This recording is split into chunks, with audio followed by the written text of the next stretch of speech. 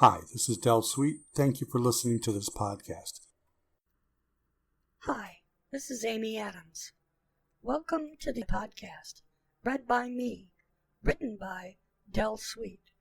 Copyright 2020, all rights reserved in their entirety.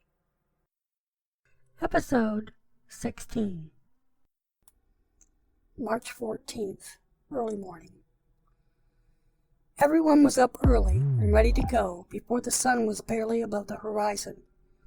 Yesterday, Tom said to no one in particular, 32 hours long. Silence greeted his remark. Candace checked her own watch.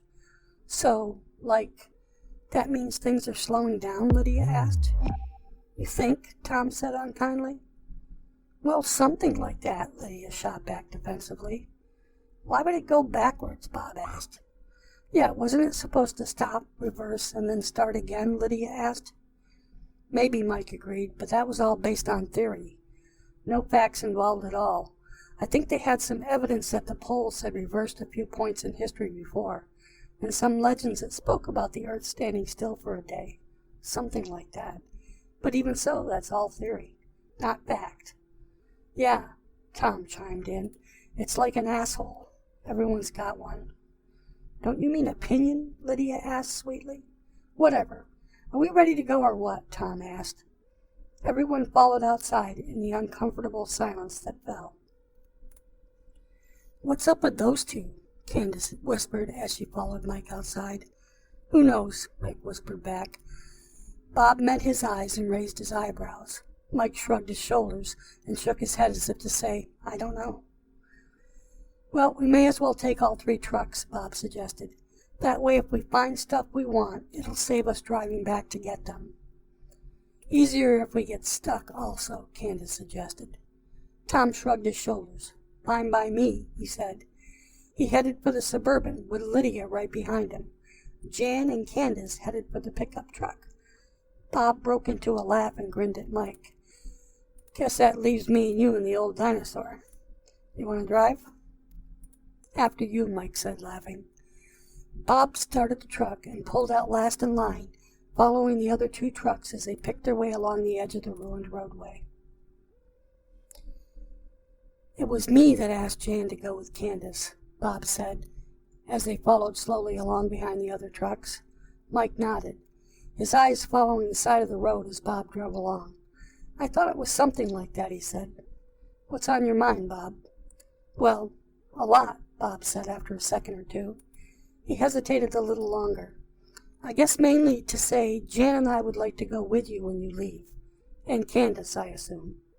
Yeah, Mike agreed. I know that probably seemed kind of quick. It's a quick world, Mike finished. Candace said the same thing.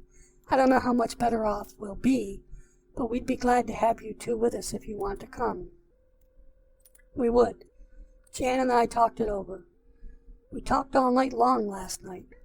I got nothing personal against Tom. He did all right by us, but he's a little too demanding, aggressive, Mike supplied. Bob looked thoughtful. I don't know. Something like that. I just don't see him being able to see this through. I feel like if we came back here in 10 years, we'd find him still holed up in that cave. He's, I don't know, too immature to talk to about it. He has only one way of looking at things. That can't work. You're probably right. He'd still be here with Lydia. Probably with a couple of babies running around. But maybe that's not such a bad thing. Maybe that's a good thing. He shrugged. The immaturity? I don't know. It's there, though. Maybe he'll move out of that. Maybe it's just a situation. Maybe, Bob agreed. But that's exactly the time he should be mature, isn't it? Mike nodded. Bob continued. So maybe it's a good thing, maybe it's not. But not for me. I don't want to stay here. Nor Jan either. I wouldn't want to quit this unless I knew this was all there was. I mean, this couldn't be worldwide, could it? I don't know, Mike said softly, but I agree. I know what you mean. Candace and I talked about it last night, too, and came to the same opinion. It could be better elsewhere. And whatever is right for Tom or Lydia isn't necessarily right for us. I was for going from the start. I have to know if this is really the end. I have to know if there's anything else. If it's the end, I'll deal with it. Find a place to settle down. Thank God that I have Candace, you, Jan. Maybe we'll meet others on the way, too. Well, to wherever we go. I think so, too, Bob said. There are people, other people around. We just got to find them, or them us. Yeah, we got to remember rifles or pistols, too. I hate to say it, Bob, but we may need them. Yeah, he nodded. Yeah, I agree. They continued on in silence as a small caravan made its way past a collapsed building, partially blocking what was left of the road. I think, it's not my business, Bob said, but I think you made an enemy of Lydia. She was thinking you would be with her. Yeah, I could see that, Bob. I don't think Tom was any too pleased either. Bob nodded. Nope, none too. Him I wouldn't worry about, though. Her, she's pretty spiteful. I've only known her for a week, but it's enough. That child did pretty much whatever she wanted to, I'll bet. Used to having her own way, getting what she wants when she wants it. Yeah, I can see that, Mike agreed. But last night we talked about the journals. I'm keeping one. Candace is too. And Lydia said she would. Something to leave when we leave. Well, it's not a bad idea, Bob agreed. I'm not much for writing myself, but Jan might like it. Mike nodded. Well, Lydia liked the idea. She didn't say she'd go, but she might. So hate me or not, she might be with us. Oh, Bob said. I see that. Then maybe she'll be okay. She's a kid. Maybe she'll change. I guess we'll have to see, Mike agreed. I guess we'll have to see. Bob worked the truck up over a huge slab of up-tilted asphalt and followed along behind the other two trucks as they made their way down Arsenal Street. What did you think of the idea that Tom had of fixing up one of the new trucks? Mike ventured after a few minutes. Won't work, or at least it won't work without a lot of trouble. The new engines are computer dependent.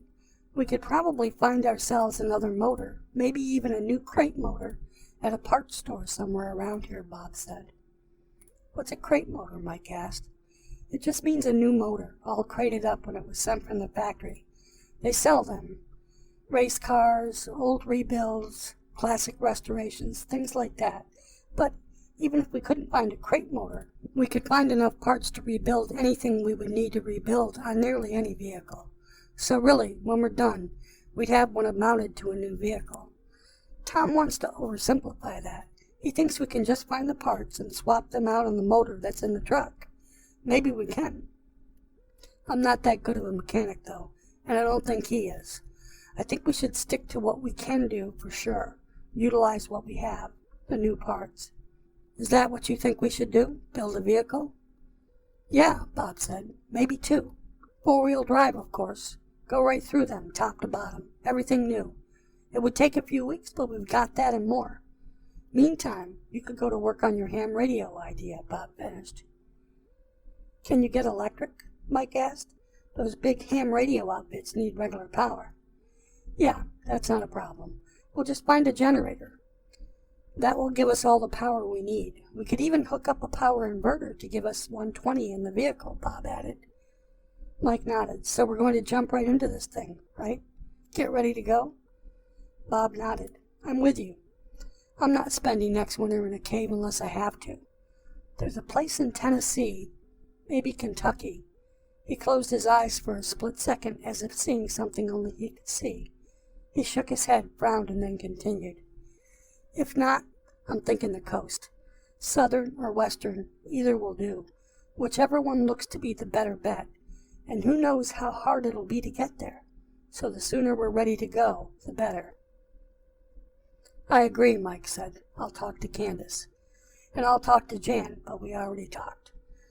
So did we, Mike agreed. They both laughed. Bob angled the big truck around a final piece of asphalt and into a cracked, buckled parking lot. The other two vehicles sat silent, waiting for them. Thanks for joining in. See you next week.